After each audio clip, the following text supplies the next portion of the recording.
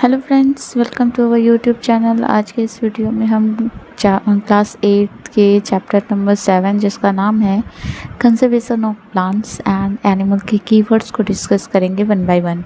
ठीक है, तो उससे पहले हम आपको बता दें कि अगर आप हमारे चैनल पर नए हो तो हमारे चैनल को फटाफट से सब्सक्राइब करके बेल आइकन को प्रेस कर दीजिए ताकि हमारे किसी भी वीडियोज़ की नोटिफिकेशन आप तक टाइमली पहुँचती रहे। ठीक है, और अगर आपको हमारा वीडियो पसंद आए तो लाइक शेयर करते रहिएगा।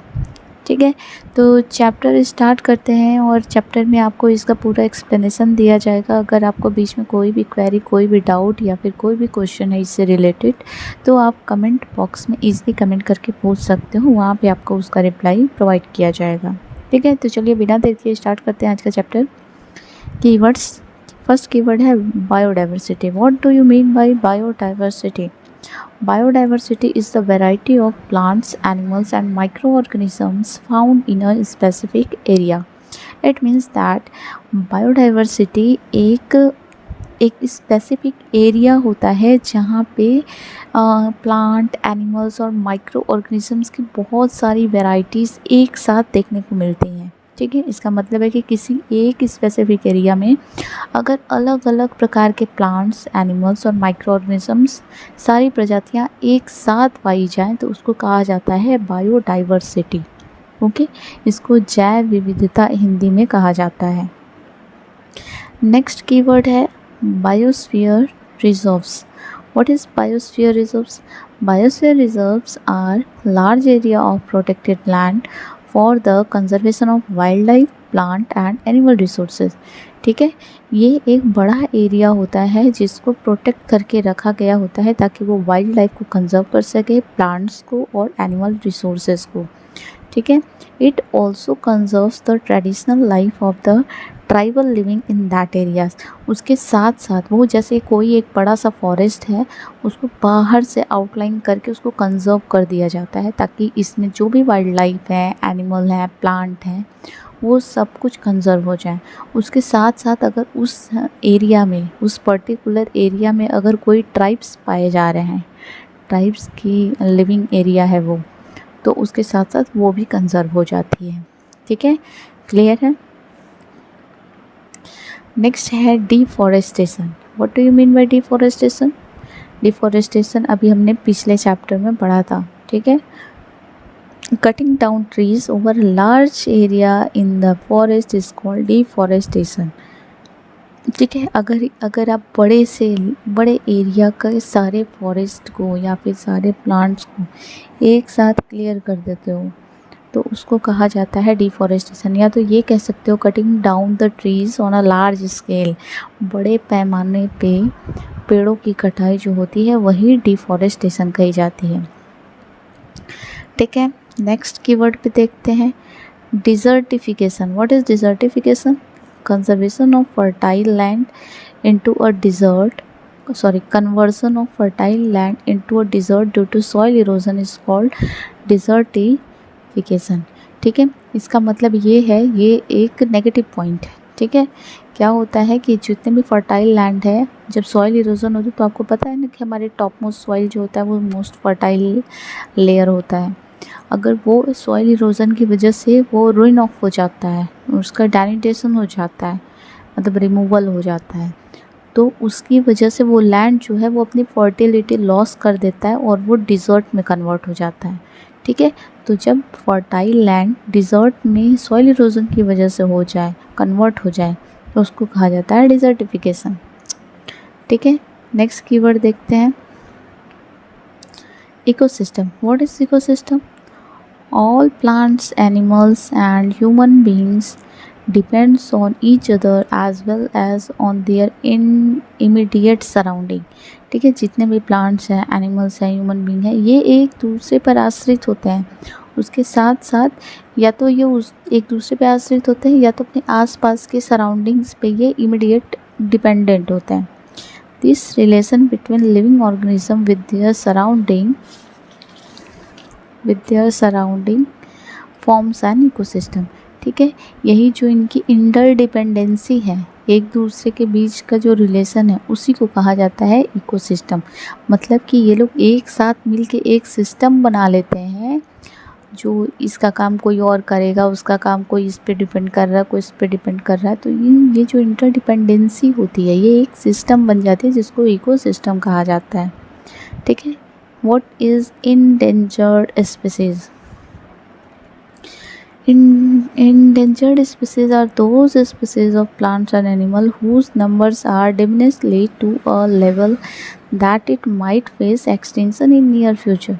ठीक है, ये वो स्पीसीज़ होते हैं प्लांट्स और एनिमल के, मतलब एनिमल और प्लांट्स की वो प्रजाति होती है जो कि बहुत ही कम मात्रा में हो गई है, मतलब एकदम छोटी मात्रा, आप ये समझ लो कि ज़ीरो के बहुत करीब हो। ठीक है, वहाँ तक पहुँच गई हो, और ये हो सकता है कि फ्यूचर में ये विलुप्त भी हो सकते हैं, पूरी तरीके से ज़ीरो हो सकते हैं इनकी वैरायटी। ठीक है, नेक्स्ट है एंडेमिक स्पीसीज।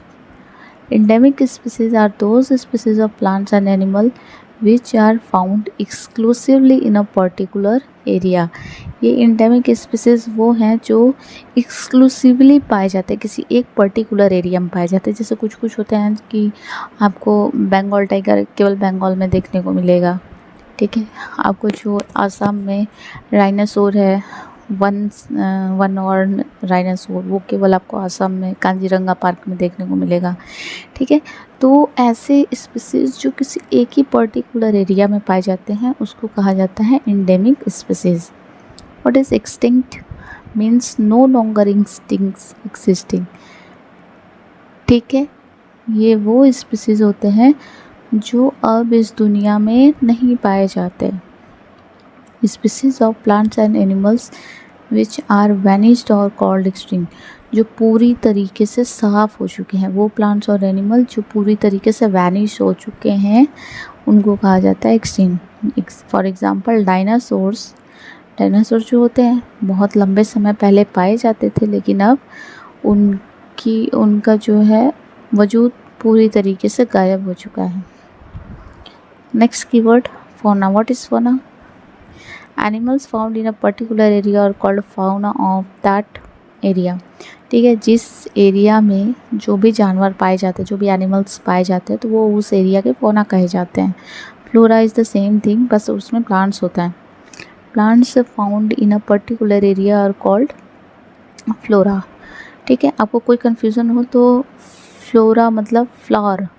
फ्लावर किस में होता है? प्लांट्स में होते हैं, तो डेफिनेटली प्लांट से रिलेटेड फ्लोरा एंड फौना। ना एनिमल में आते हैं एंड ना।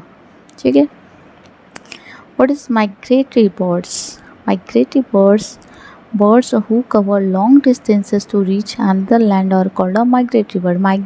माइग्रेशन का मतलब ये होता है स्थानांतरण, एक जगह से दूसरी जगह चले जाना। ठीक है, तो ये माइग्रेटरी बर्ड्स जो होते हैं ये लंबे कई मील्स दूर चले जाते हैं। जब इनको उस टाइम का इन्वायरमेंट नहीं मिलता है तो ये एक कंट्री से भी दूसरी कंट्री तक भी ये ट्रैवल कर जाते हैं। इनको क्या कहा जाता है?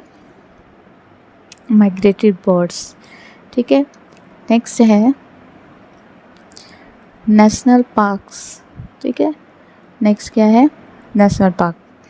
Areas reserve for wildlife where they can freely use the habitats and natural resources are called national park.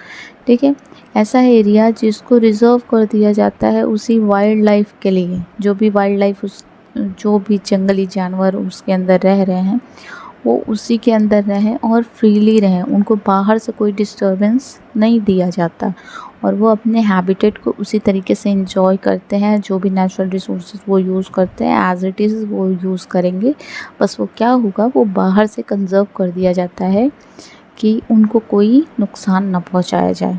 ठीक है, what are red data book? Red data book keeps a record of all the endangered animals and the plants. अभी मैंने बताया endangered plants जो होते हैं, जो danger में हैं, जो ज़ीरो होने के कगार पे आ चुके हैं, तो इंडेंजर्ड एनिमल्स के रिकॉर्ड को ये रखता है red data book. Red data book is maintained internationally by an organization।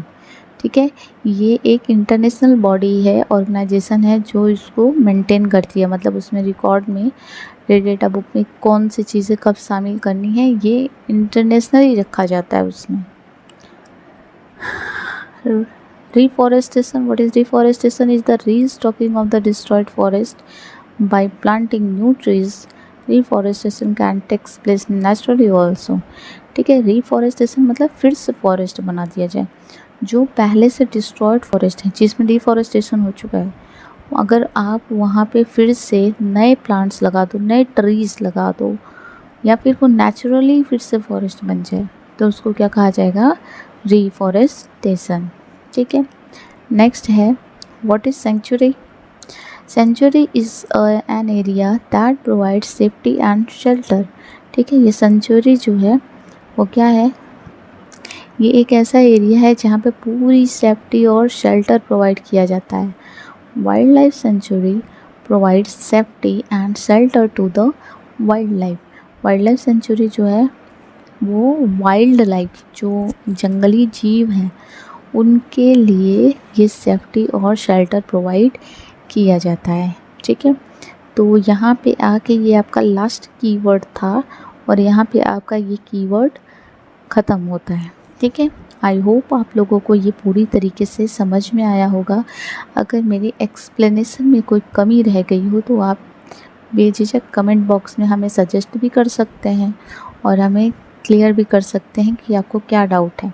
आपको वहाँ पे उसका सॉल्यूशन प्रोवाइड किया जाएगा। ठीक है, अगर आपको हमारा वीडियो पसंद आए तो आप लाइक शेयर कर सकते हैं और हमें कमेंट बॉक्स में कमेंट करके भी बता सकते हैं कि आपको हमारा वीडियो कैसा लगा। और अगर आप हमारे चैनल पर नए हैं तो हमारे चैनल को फटाफट से सब्सक्राइब करके बेल आइकन प्रेस कर दीजिए। मिलते हैं नेक्स्ट वीडियो में। नेक्स्ट वीडियो में हम सेल स्ट्रक्चर एंड फंक्शन के कीवर्ड्स को डिस्कस करेंगे। ठीक है, तो बने रहिएगा हमारे साथ नेक्स्ट वीडियो तक के लिए भी। तब तक के लिए thank you, take care and good bye.